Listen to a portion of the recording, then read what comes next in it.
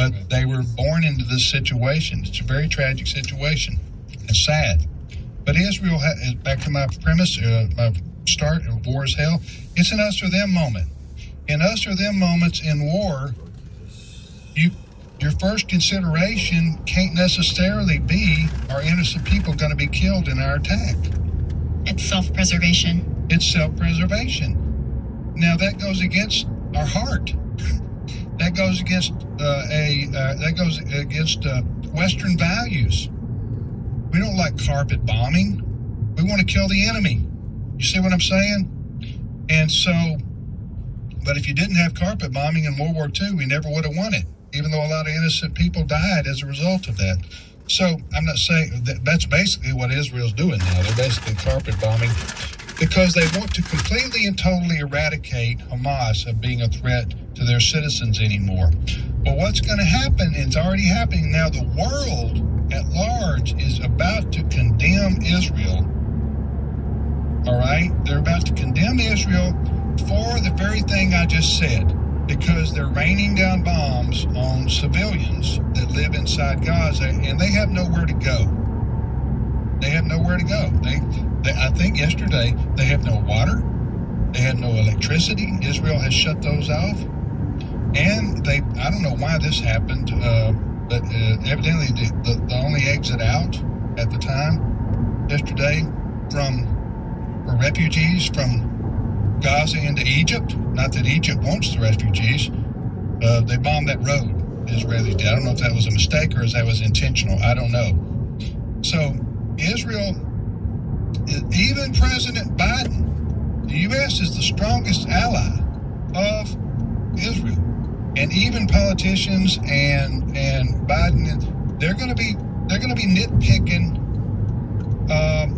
Israel on, well, you shouldn't have done that bomb. You shouldn't have done that. Look at this video. This is horrible. Look at these women. Look at these people. They're dying because Israel's raining rockets down indiscriminately into the Gaza Strip. That's going to happen. The pressure's going to mount on Benjamin Netanyahu and Biden, if he even knows what's going on day to day, which is another story in and of itself. I'm just saying the pressure is going to build. Also, within the Democrat Party, in the U.S., there's a significant element. We're seeing it now inside the Democrat Party. They're going to put pressure on Biden. Hey, you need to quit standing with Israel. Look, they're killing a bunch of innocent people over there. You see what I'm saying? Right. This is biblical in the sense that, listen, we got all kind of humanitarian tragedies and injustices going on in Africa right now. Christians being, what country is that? Nigeria? Where Christians are being just murdered because they're Christians by Muslims. We got humanitarian, human rights violations every day, all day in China, right? And North Korea and other places around the world. The world doesn't focus on that every day and say, you must do this, you must do that, condemn that. But when it comes to Israel, you better believe it. They're going to all be focused. The European Union will do this. United Nations. The United Nations will do this. There'll be calls for, I don't know where Canada's going to come down on this, Fred. Who knows? But that Canada's gone left on many things. NATO. Who knows? If you had Turkey, is Turkey going to be kicked out of NATO if they go to war with? Huh? Yeah. I mean, and who knows where this is going to be in the next week or a month? But Israel has to. I think Israel's decided we can't listen to all this noise of condemnation around the world.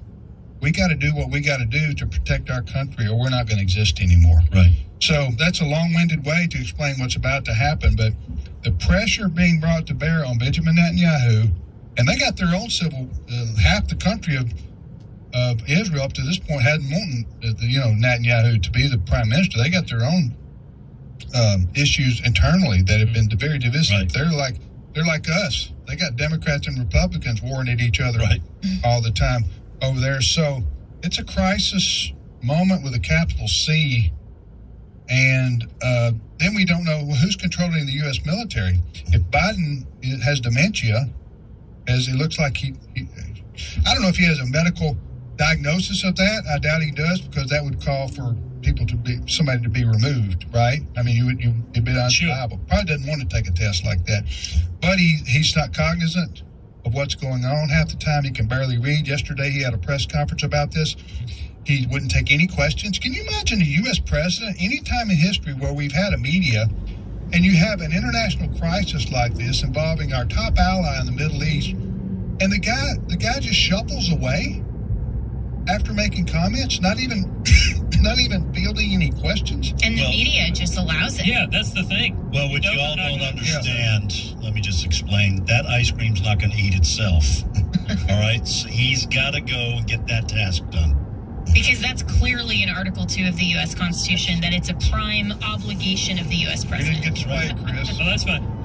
He shuffles away, knowing the media is then going to condemn Israel, and that becomes a non-issue, him walking away. And we don't have a speaker right now. That I think we will have today. Is that right? The conference is still talking, and so we don't know. Apparently, it's supposed to be either Jim Jordan or Steve Scalise, but it will be very interesting to see if the more moderate Republicans will band together and push Kevin McCarthy, or even go along with the Democrats.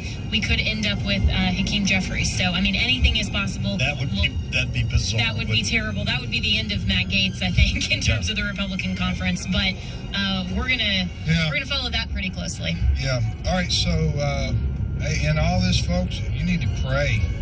Yes. You need to pray earnestly today. We'll be back in 5 minutes with more of today's issues. 90.5 KTXG Greenville, Dallas. Remember, for a one-time gift of $150 or more, we'll send you Hilarious Highlights Collections 9 and 10 from Learning University. And for a monthly donation of $30 or more, we'll also send you the new book, 100 Bible Questions and Answers for Families by Bert Harper and Alex McFarland. And thank you again for supporting AFR during Share-a-thon. This is American Family Radio, a listener-supported ministry of the American Family Association.